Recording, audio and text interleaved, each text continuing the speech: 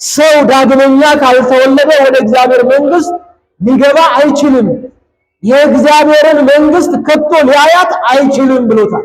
ምስጢረ ጥምቀትን የተማረው ኒቆዲሞስ እስከ መስቀሉ ድረስ ተጓዘ ይላል። ከሚገርማችሁ በቅዳሴ ማርያም ላይ በእመቤታችን በቅድስት ድንግል ማርያም ቅዳሴ ላይ ምን ይላል? ካህኑ ምን ይላል? ይህንን ካህንና እኔም እየተራዳኝ ያለውን ይህንን ካህን ስጋውን እንደገነዙት እነ ዮሴፍና እንደ ኒቆዲሞስ ምን በለን አድርገን ብሎ ይጸልያል። በስመ አብ ወወልድ ወመንፈስ ቅዱስ አሐዱ አምላክ አሜን። ክቡር አባታችን መላከመዊ ቆሞስ አባ ጽጌ ደስታ የሀገረ ስብከታችን የገዳማት ክፍል ክቡር ቀሲስ ኢንጂነር ዮሐንስ የዚሁ ታላቅ ደብር ዋና አስተዳዳሪ፣ ክቡር መጋቤ ብሉይ መምህር ቤተ ማርያም የዚሁ ታላቅ ደብር የቅዱሳት መጻሕፍት መምህር፣ ሊቃውንተ ቤተ ክርስቲያን፣ ካህናት አባቶቼ፣ ዲያቆናት ወንድሞቼ፣ በዚህ በቅድስና ስፍራ የተሰባሰባችሁ ሁላችሁም እግዚአብሔርን የምትወዱ እግዚአብሔር የሚወዳችሁ በእግዚአብሔር ስም እንደምን አደራችሁ? እንደምን ቆያችሁ? እንደምን እስከዚህ ሰዓት ድረስ ደረሳችሁ? አሜን። መመስገን የባህሪ ገንዘቡ የሆነ ልዑል እግዚአብሔር አምላካችን እችን ጊዜ ባርኮ ቀድሶ ስለሰጠን በቅድስናው አደባባይ ሰብስቦ ጸሎታችንን የሰማን በረከቱን ያደለን አምላካችን ስሙ ለዘላለም የተመሰገነ ይሁንልን። የእመቤታችን የቅድስተ ቅዱሳን የንጽሕተ ንጹሐን የድንግል ማርያም ስሟ እንደዚሁ ከፈጣሪ በታች ከሥላሴ በታች የተመሰገነ ይሁንልን። የቅዱሳን መላእክቱ የጻድቃን ሰማዕታቱ እግዚአብሔር እንደሰጣቸው ጸጋ መጠን ስማቸው ለዘላለም የተመሰገነ ይሁንልን። እንኳን ለሰባተኛው ሳምንት ለዐቢይ ጾም ሰባተኛ ሳምንት እንኳን በሰላም አደረሳችሁ አደረሰን። እንግዲህ ይሄ ሰባተኛው ሳምንት በቤተ ክርስቲያናችን ቅዱስ ያሬድ እንደደነገገው ኒቆዲሞስ ተብሎ ይጠራል። የኒቆዲሞስ ወይም እሱ የሰራቸው ስራዎች የሚነገሩበት የሚተረኩበት ከሌሊቱ ጀምሮ ስርዓቱ ሁሉ በዚህ የሚሄድበት ይሆናል ማለት ነው። ስለዚህ ዛሬ ሰባተኛው የዐቢይ ጾም ኒቆዲሞስ ላይ ደርሰናል ማለት ነው። እንደ እግዚአብሔር መልካም ፈቃድ እንግዲህ ቅድም ካህኑ በቅዳሴው መካከል ያነበቡትን የወንጌል ክፍል አንስተን አጠር አድርገን ቃሉን እንማማራለን። ቃሉን የሚያስተምር ማን ነው? መስክሩለት። ማን ነው የሚያስተምር? የሚመክር ማን ነው? የሚገስጽ ማን ነው? እግዚአብሔር አምላካችን ለሁላችንም የሚጠቅመንን ወደ ሕይወት የሚመልሰንን በቤቱ የሚያጸናንን ተስፋ የሚሆነንን ቅዱስ ቃሉን እንዲያስተምረን የእርሱ መልካም ፈቃድ ይሆንልን። የትምህርታችን ርዕስ የምናደርገው ኒቆዲሞስ ይሆናል። እስኪ ኒቆዲሞስ በሉ ሁላችሁም። ኒቆዲሞስ በሉ እስኪ። አልሰማችሁም? ደግማችሁ በሉት እስቲ። ኒቆዲሞስ ኒቆዲሞስ በሚል ርዕስ እንማማራለን። እንደ እግዚአብሔር መልካም ፈቃድ እንግዲህ በዚህ ርዕስ ውስጥ አሸናፊነትን፣ ጽናትን፣ ከእግዚአብሔር የሚገኘውን ጸጋ እስከ መጨረሻው ድረስ ጸንቶና አስተውሎ ማግኘት እንደሚቻል ቅዱሳት መጻሕፍትን መሰረት አድርገን እንማማራለን። ሚስጥራቱን ገልጦ እግዚአብሔር ያስተምራል። ኒቆዲሞስ ማለት የቃሉ ትርጉም አሸናፊ ማለት ነው። እስቲ አሸናፊ በሉ። ምን ማለት ነው? የቃሉ ትርጉም አሸናፊ ማለት ነው። ማሸነፍ ማለት ነው። ድል ማድረግ ማለት ነው። ኒቆዲሞስ ማለት ኒቆዲሞስ በመጽሐፍ ቅዱሱ ላይ ተመዝግቦ እንዳየነው እንደምንመለከተው የአይሁድ መምህር ነው። የአይሁድ አለቃ ነው። ፊት ለፊት የሚቆም በሕዝቡ ዘንድ የሚታወቅ የአይሁድ አለቃ ነበር ይላል መጽሐፍ ቅዱስን ስናነብ። ነገር ግን እውነትን የሚፈልግ ከእውነት ጋር የሚከተል የሚጓዝ ነበረ። ለስም አጠራሩ ክብር ምስጋና ይግባውና ጌታችን አምላካችን መድኃኒታችን ኢየሱስ ክርስቶስ እኛን ስለወደደ ወደዚህ ምድር የመጣ እግዚአብሔር ነው።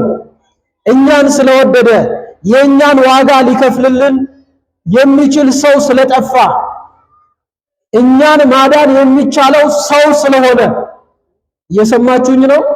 ሰው በድሏልና ሰው መካስ አለበት። ሰው በድሏልና ሰውን ደግሞ ማንሳት ያለበት ራሱ ሰው የሆነ መሆን ስለነበረበት መድኃኒታችን ኢየሱስ ክርስቶስ ወደዚህ መጥቷል። ይህንን ማሟላት የሚችል ሰው ስላልነበረ እነ ሊቀ ነቢያት ሙሴ ነበሩ። ሕዝቡን በምድረ በዳ የመሩ ደመና ከደመና ላይ ወይም ከሰማይ መናን አውርደው የመገቡ ሕዝቡ በሐሩር በንዳድ እንዳይቃጠል ደመና ጋርደው ሕዝቡን የመሩ ባሕረ ኤርትራን ለሁለት የከፈሉ እነ ሊቀ ነቢያት ሙሴ እሳት ከሰማይ አውርደው መስዋዕት እንዲበላላቸው ያደረጉ እነ ሊቀ ነቢያት ኤልያስ እስከ ዛሬ ድረስ ሞትን ካልቀመሱት ሰዎች መካከል እነ ነቢዩ እግዚአብሔር ኤልሳ ሌሎቹም በቅድስና ሕይወት ውስጥ የኖሩ እግዚአብሔርን ያስደሰቱ ድንቅ የሆኑ ሰዎች ነበሩ። እነዚህ ሁሉ ግን ለአዳም ዋጋ መክፈል አልቻሉም።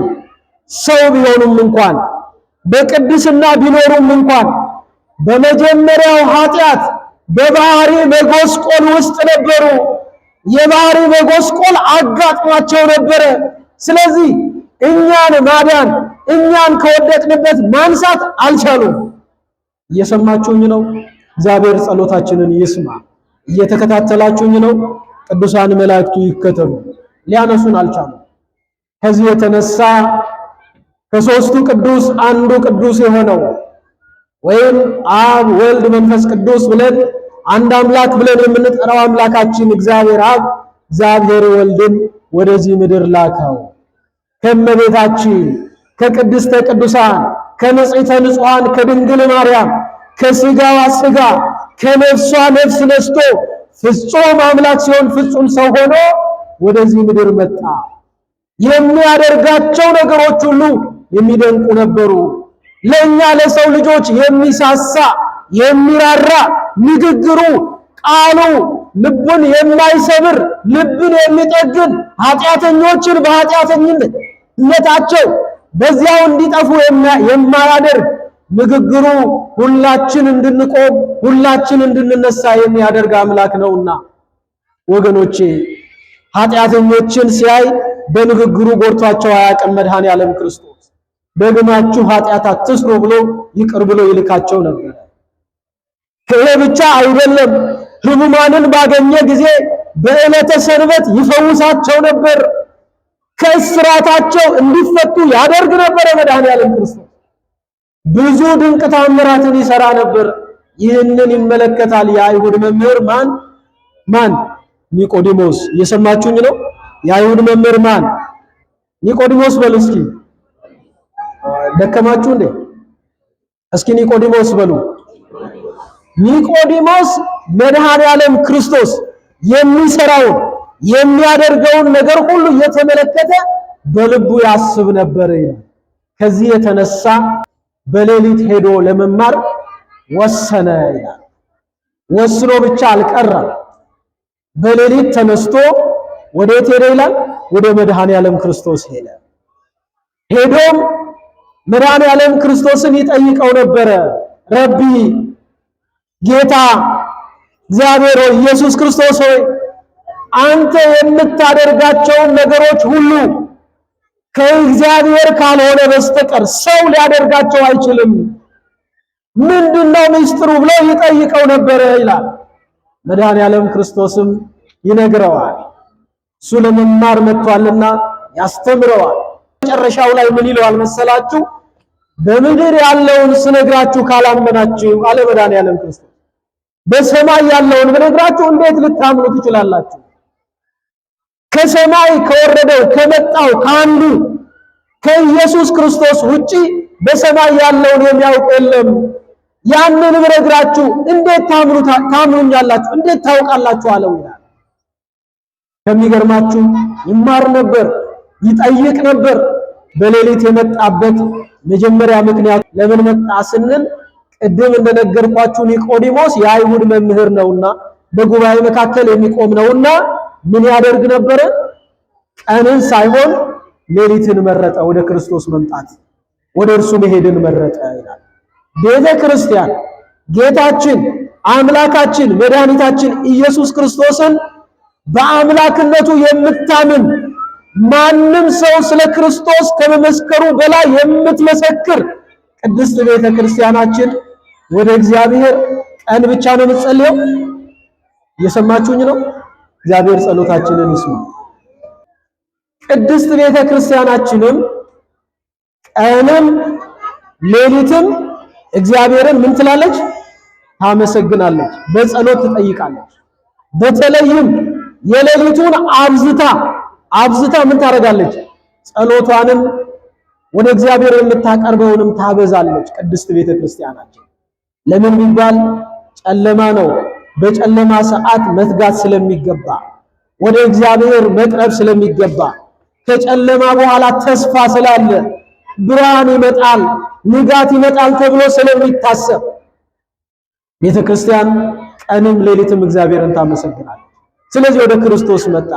አንተ ብርሃን ነህ ሲል፣ በአንተ ዘንድ ጨለማ የለም ሲል፣ በጨለማ መካከል እንኳን ብንሆን መሪያችን አንተ ነህ፣ አንተን ከያዝን ጨለማ የለብንም ሲል ሄዷል ወደሱ። መድኃኒታችን ኢየሱስ ክርስቶስም አስተምሮታል። የሚገርመው በዚህ ቀን ካስተማረው ኒቆዲሞስ ሚስጥረ ጥምቀትን ሊማር ነው ወደ ክርስቶስ ይሄ ሚስጥረ ጥምቀትን አስተምሮታል። ሰው ዳግመኛ ካልተወለደ ወደ እግዚአብሔር መንግሥት ሊገባ አይችልም፣ የእግዚአብሔርን መንግሥት ከቶ ሊያያት አይችልም ብሎታል። ኒቆዲሞስም ምን ብሏል? ሰው ካረጀ በኋላ ከሸመገለ በኋላ ከተወለደ በኋላ ዳግመኛ ወደ እናቱ ማህፀን ተመልሶ ሊገባ እንዴት ይችላል ብሏል። ጌታችን አምላካችን መድኃኒታችን ኢየሱስ ክርስቶስም ኒቆዲሞስን እንዲህ ብሎታል። አንተ የአይሁድ መምህር ስትሆን ይህንን አታውቅምን? ይህንን አታስተውልምን? ሲል ነግሮታል። መምህርነቱን ነግሮ አላዋቂነቱን እንዲረዳ አድርጎታል። ሰው ዳግመኛ ከውሃና ከመንፈስ ቅዱስ ካልተወለደ በስተቀር ወደ እግዚአብሔር መንግሥት ሊገባ አይችልም። እስቲ በሉ ሰው በሉ እስቲ ዳግመኛ ካልተወለደ ወደ እግዚአብሔር መንግሥት መግባት አይችልም።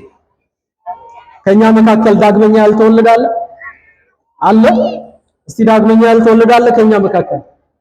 የለም አይደል? ሁላችንም ዳግመኛ ተወልደናል።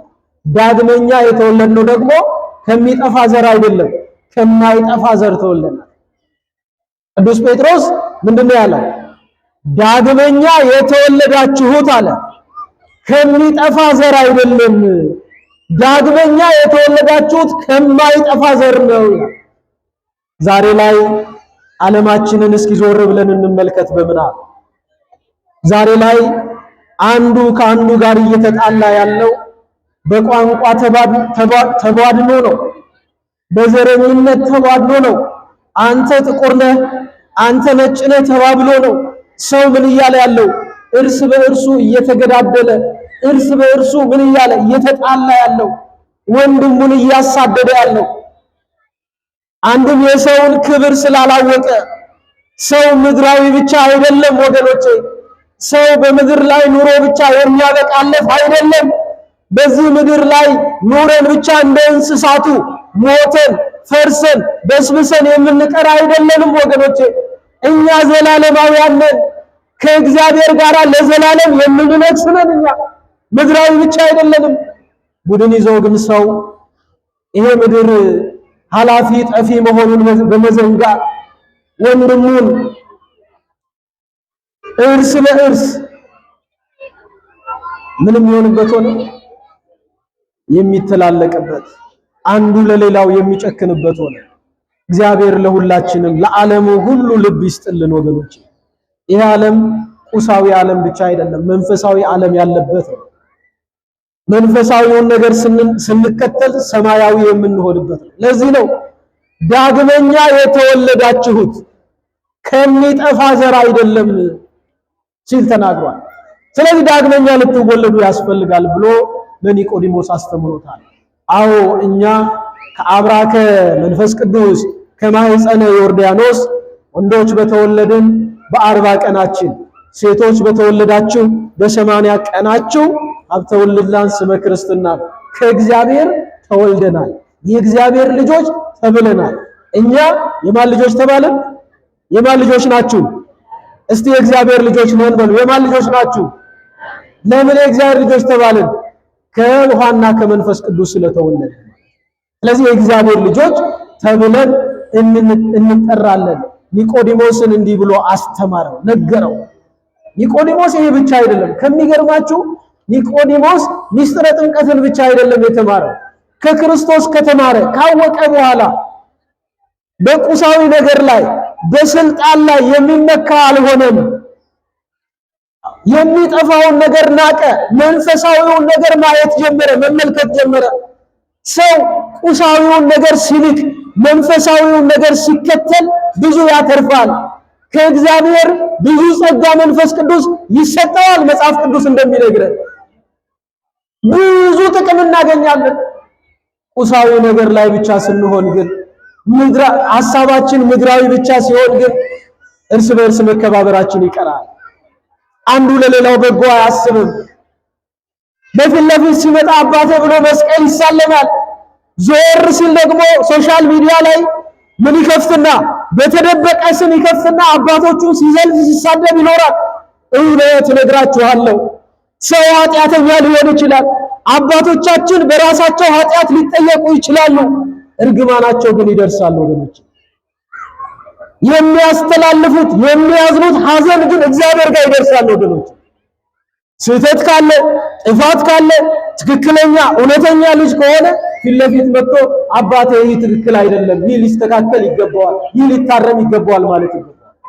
ዛሬ ላይ የምናየው ግን በየሶሻል ሚዲያው መቼም ቤተክርስቲያናችን የራሷ የሆነ ልማቷን የምታስተላልፍበት ስብከተ ወንጌልን ለእናንተ የምታደርስበት የራሷ የሆነ ለምን ዘመኑን ዋጁ ይላልና ቅዱስ ጳውሎስ ዘመኑን የምንዋጅበትን በፌስቡክም ይሁን በዩቲዩብም ይሁን በቲክቶክም ይሁን ከፍተን ለምን ወጣቱ እዚህ ላይ ስለሆነ እዚህ ላይ ሲሆን ደግሞ ወደ አልባሌ ሶሻል ሚዲያውን እንዳጠቃቀማችን ነው። ለምሳሌ ቢላን አስቡት።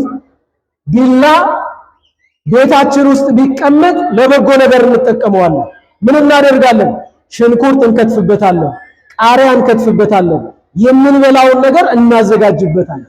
ክፉ ሰዎች እጅ ደግሞ ሲገባ ምን ይሆናል? ቢላ ሰዎችን የሚያጠፉበት፣ የሰዎችን አካል የሚቀዱበት፣ የሰውን ነፍስ የሚያሳልፉበት ይሆናል።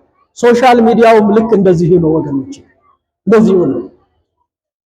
ሶሻል ሚዲያ ላይ የሌለ ነገር የለም። ልጆቻችን የሚበላሹበት ከስርዓት ውጪ የሚሆኑበት ብዙ ነገር አለ። ለዚህ ነው ለልጆቻችን ይህንን ሶሻል ሚዲያው ተምረው አይምሯቸው እስኪጠነክር ከፍ እስኪል ድረስ እንድንሰጣቸው የማይመከረው። ለዚህ ነው ለምን ያለ ጊዜያቸው ያልሆነ ነገር በማሳየት ህሊናቸው እንዲበረዝ በማድረግ ብዙ ነገሮች ውስጥ ስለሚከተሉ ለእናንተ ደግሞ ለወጣቶቹ ይሄንን ለምትጠቀሙት ቤተክርስቲያን የራሷ የሆነ ምን አላት? የሶሻል ሚዲያ ገጽ አላት። በዚያ የሶሻል ሚዲያ ገጽ ላይ ላይክ በማድረግ እስኪ እዚህ ላይ ልጠይቃችሁ፣ በግልጸኝነት ልጠይቃችሁ ስለፈለኩ እስኪ የሶማሌ ሀገረ ስብከት ጽሕፈት ቤት የሚለውን የፌስቡክ ገጽ ወይም የዩቲዩብ ቻናል ሰብስክራይብ አድርጋችሁ የሚለቀቁት ቶሎ ቶሎ ወደ እናንተ እየመጡ የምትከታተሉ ሰዎች በቅዱስ ሚካኤል ስም እጃችሁን አንሱ። ይህንን ገጽ ላይክ ማድረግ ግዴታችን ነው። እየሰማችሁ ነው? ምናችን ነው አልኳችሁ? ግዴታችን ነው። ይህንን ማለት ለምንድን ነው? የቤተ ክርስቲያኒቷ ድምጽ ስለሆነ የሚተላለፍበት ምን ስለሆነ ልማታችን። በተለይም በዚህን ጊዜ በዛሬው ወቅት በዚች በሁለት ዓመታት ባልሞሉበት ጊዜ ውስጥ ልብ ብላችሁ ከንትርክ ከጭቅጭቅ ካሉባልታ ወጥተን ሙሉ ለሙሉ ወደ ልማት የገባንበት ጊዜ ነው። ልማቱ ደግሞ የሚጠቅመው ለማን ነው? ለኛ ለልጆቻችን። ዓለም እየሮጠ ነውና፣ ዓለም እየቀደመን ነውና፣ ዓለም ሳይቀድመን እኛም ቀድመን እኩል ሆነን እንድንገኝ የሚያደርግ ነው። እዚህ በቅዱስ ሚካኤል G+4 ረጅም ትልቅ ሁለገብ ህንፃ ሁላችን የምንሰራበት፣ በኪዳነ ምሕረት ከ200 ሜትር በላይ የሆነ G+3 ትልቅ ህንፃ፣ በሀገረ ስብከቱ G+5 ትልቅ ህንፃ፣ በሌሎችም ቦታዎች ጥቃቅኑን ሳንቆጥር ይሄንን አውደ ምሕረት እንኳን እስኪናስታውሰው ወገኖች ጠባብ ነበር እኮ። እህቶቻችንን እናቶቻችንን እንዲህ ዞር ብለን ማየት አንችልም ነበር እኮ። የምናስተምርበት አውደ ምሕረት አንችልም ነበር እኮ። ታስታውሱ ከሆነ በዚያች በኩል ነበር የምናየው። አባቶች ፊት ለፊት ብቻ እንጮሃለን፣ እናቶች ትኩረታቸው እንዳይሳብ እንዳይመጡ ከኛ ጋር እንደዚህ አናደርግም ነበር። አስተዋዩ አባት የጸሎቱ አባት ብፁዕ አባታችን ብፁዕ አቡነ ኤልሳ ይሄንን አስበው ይሄማ ጠባብ ነው፣ እነዚህ መቃብር ቤቶችን አያስፈልጉም፣ ደግሞ መቃብር ቤት እንዴት ቢሮ ይሆናል? ከታች ያለው መቃብር ከላይ ያለውስ እንዴት እዚህ ላይ ሆኖ ሊያስተዳድር ሊመራ ይችላል? በሉ በፍጥነት እነዚህ ቤቶች መነሳት አለባቸው። ቀድሞም ሰበካ ጉባኤ አስቦት ነበር። እሱ ያሰበውን አጽድቀው አባታችን አንድ በመሆን በመስማማት ሁሉ በፍቅር ሆኖ እንዲሰራው አድርገው ይሄው ዛሬ እጅግ ያማረ በእውነት እጅግ የተወደደ ብንገባ ብንቀመጥበት ሰፊ የሆነ ይሄም ያንሰናል፣ ከዚህ የበለጠ ያስፈልጋል እንዲሰራ ሆኗል። ስለዚህ በዚህም ጊዜ ይሄንን የምናስተላልፍበት ለእናንተ እንዲደርስ የምናደርግበት ስለሆነ የሶማሌ ሀገረ ስብከት ጽሕፈት ቤት የሚለውን ሚዲያ ሁላችሁም ላይክ አርጋችሁ ላይክ ማድረጋችን ሰብስክራይብ ማድረጋችን ለምንድን ነው የሚጠቅመው? ፈጥኖ ወደኛ እንዲደርስ ነው። እኛ ገንዘብ የምናገኝበት አይደለም። ለእናንተ መልእክት የምናስተላልፍበት ብቻና ብቻ ነው። እንደ ሌሎች የምንሸቅጥበት አይደለም። በያላችሁበት ቦታ ሆናችሁ ቤተክርስቲያናችሁን እንድታውቁ እንድትረዱ የምናደርግበት ነው። ስለዚህ አሁን ጊዜዎች ተደብቀው የማይሆን ስም ይዘው አባቶችን የሚዛለፉ የሚሳደቡ የአባቶችን ስም የሚያጠፉ ጥቂቶች አይደሉም ወገኖች። ይሄ ስህተት ነው። በጎ የሚሆነው እንደ ኒቆዲሞስ እውነቱን ለመፈለግ የሰማያዊውን ክብር ለመፈለግ ኒቆዲሞስ ጸጋው እየበዛለት ነው የሄደው። ቅድም እንዳነሳውላችሁ መጣ። እውነቱን ከተረዳ በኋላ ግን ፊት ለፊት ሆኖ ሳይደበቅ በጓሮ ሳይሆን በጨለማ ሳይሆን በቀን መመላለስ ጀመረ ኒቆዲሞስ። ምስጢረ ጥምቀትን የተማረው ኒቆዲሞስ እስከ መስቀሉ ድረስ ተጓዘ ይላል። ከሚገርማችሁ በቅዳሴ ማርያም ላይ በእመቤታችን በቅድስት ድንግል ማርያም ቅዳሴ ላይ ምን ይላል? ካህኑ ምን ይላል? ይህንን ካህንና እኔም እየተራዳኝ ያለውን ይህንን ካህን ስጋውን እንደገነዙት እነ ዮሴፍና እንደ ኒቆዲሞስ ምን በለን አድርገን ብሎ ይጸልያል። ሁሉ ጊዜ በቅዳሴው ላይ ማለት ኒቆዲሞስ እንዲህ ብሎ የተጠራው ለምንድን ነው? መድኃኔ ዓለም ክርስቶስ በተሰቀለ ጊዜ ሳይፈራ ወደ አይሁድ ቀርቦ በፊት ለፊታቸው ሆኖ መምህር ተብሎ የተጠራ ቢሆንም ሄዶ ምን ብሏል? የክርስቶስን ስጋ ለምኗል፣ ተቀብሏል። መለኮት የተዋሃደውን እየሰማችሁኝ ነው? ነፍስ የተለየውን የክርስቶስን ስጋ ገንዞ ቀብሯል። ኒቆዲሞስ ምስጢረ ቁርባንን ተምሯል። ዛሬም እኮ በቅዳሴ ሰዓት የሚሰዋው መድኃኔ ዓለም ክርስቶስ ነው። ደሙን ያፈሰሰው ስጋውን ስለኛ የቆረሰው መድኃኔ ዓለም ክርስቶስ የሚሰዋበት እኮ ነው ቅዳሴ።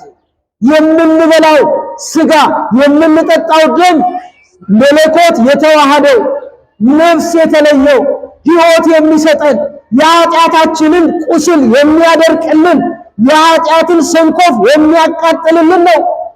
ይህንን ቅዱስ ስጋና ክቡር ደም ካህናቱ ዘወትር እሁድ በቅዳሴው ሰዓት ሁሉ በአጽዋማት ጊዜ በሚቀደሱት ቅዳሴዎች ሁሉ ይህንን ቅዱስ ስጋና ክቡር ደም አክብረው ለኛ ይሰጡናል፣ እንድንቆርብ ያደርጋሉ። ወገኖች ይህንን ካህን እኔንም እሱንም ስጋውን እንደገነዙት እንደ ዮሴፍና እንደ ኒቆዲሞስ አድርገን ሲል ካህኑ ይናገራል። ስለዚህ ኒቆዲሞስ አሸናፊ ነው። ኒቆዲሞስ በሌሊት መጥቶ ተምሮ ብዙ ያተረፈ ነው። ኒቆዲሞስ በስተመጨረሻም እስከ እግረ መስቀሉ ድረስ ሄዶ የክርስቶስን ቅዱስ ሥጋ የተቀበለ ገንዞ በመግነዝ በዚያ በአዲስ በፍታ ገንዞ ከዮሴፍ ጋር በሐዲስ መቃብር ያኖረ እስከ ዛሬም ድረስ ቤተክርስቲያናችን የምታስታውሰው በረከቱን የምትናፍቅለት ታላቅ አባት ነው። ከኒቆዲሞስ ተምረን ለቅድስት ቤተክርስቲያናችን ቆመን በእውነት ቆመን እውነቱን ይዘን ይህ ዓለም ኃላፊ ነው። ህልም እንደ ቅዠት እየሆነ ያልፋል። ትላንት ያለው ዛሬ እያለፈ የሚሄድ ነው። ከክርስቶስ ጋር ለዘላለም የምንኖርበትን ሕይወት አግኝተን በተቻለን አቅም ከእግዚአብሔር ጋር ሆነን ቤተክርስቲያናችንን ጠብቀን ለነገ አሻግረን ለልጆቻችን የምናስረክባት ቤተክርስቲያንን እንድንይዝ የአምላካችን መልካም ፈቃዱ ይሁንልን። ያስተማረን የመከረን የገሰጸን አምላክ ስሙ የተመሰገነ ይሁን። ወስብሐት ለእግዚአብሔር ወለወላዲቱ ድንግል ወለመስቀሉ ክቡር። ይቆየን። ኒቆዲሞስ